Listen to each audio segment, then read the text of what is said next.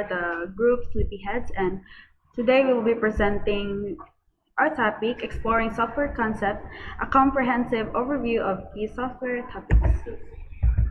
So, the world of operating systems are essential software that manage hardware and software resources on devices, enabling user interfaces and application operation. First is the Windows. Developed by Microsoft, it's the most widely used desktop operating systems globally. Another is the Mac OS. Created by Apple, is the operating system used on Macintosh computers. Next is the Linux. It's a versatile open source operating system known for its stability and security. Another is the Android. Developed by Google, it's the dominant mobile operating system worldwide, powering billions of devices.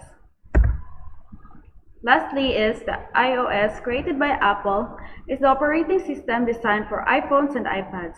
It's known for its smooth performance, user-friendly interface, and strict security measures, providing a rich ecosystem of apps curated through the App Store. Next is programming languages. I am Kevin Carcilla from the group Sleepyheads, and I will be explaining programming languages.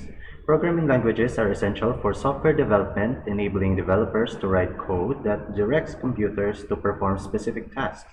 They vary in syntax, use cases, and paradigms, influencing how software is developed across different platforms.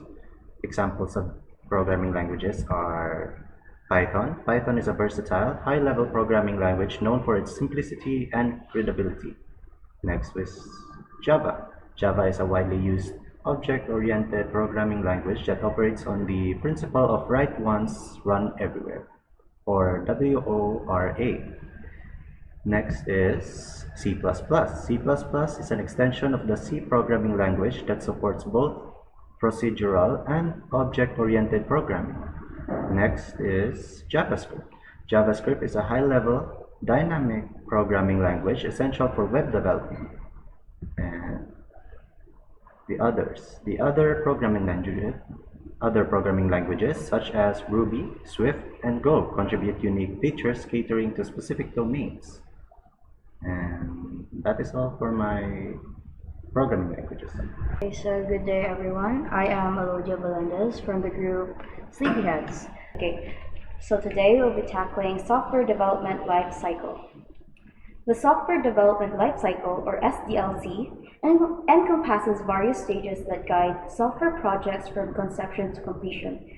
Ensuring quality and efficiency, understanding each phase helps teams deliver effective and user-focused solutions.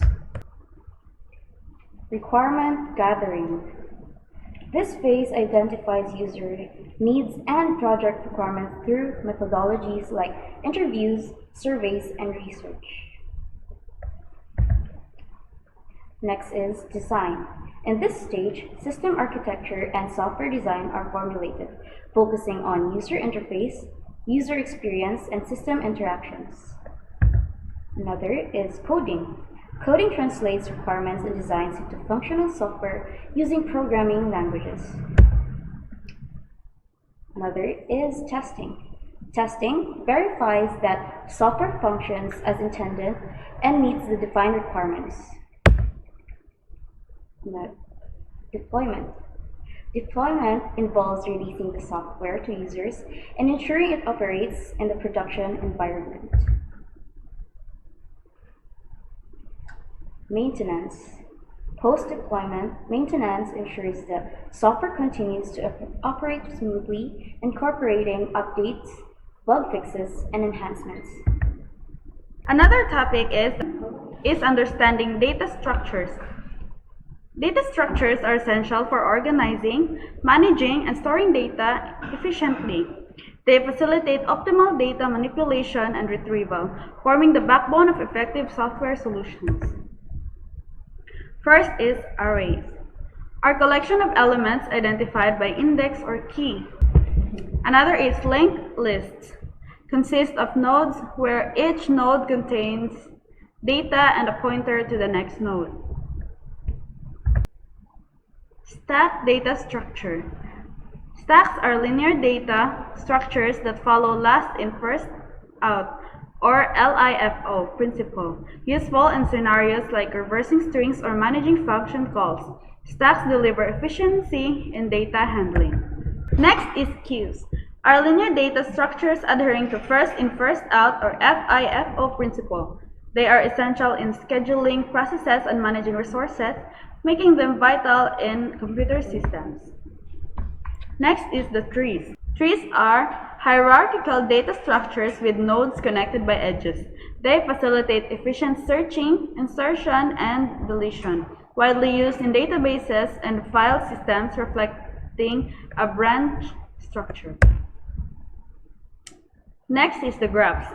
Graphs consist of vertices connected by edges, representing relationships between data points. They support complex data structures used in social networks, navigation systems, and more. So here we have database management systems.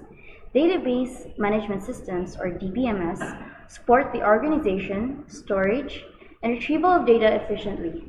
They are fundamental for handling large volumes of data and ensuring data integrity and security. Here we have relational databases.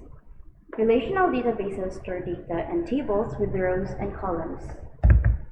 Next is NoSQL databases. NoSQL databases provide flexible data models and are designed for unstructured data.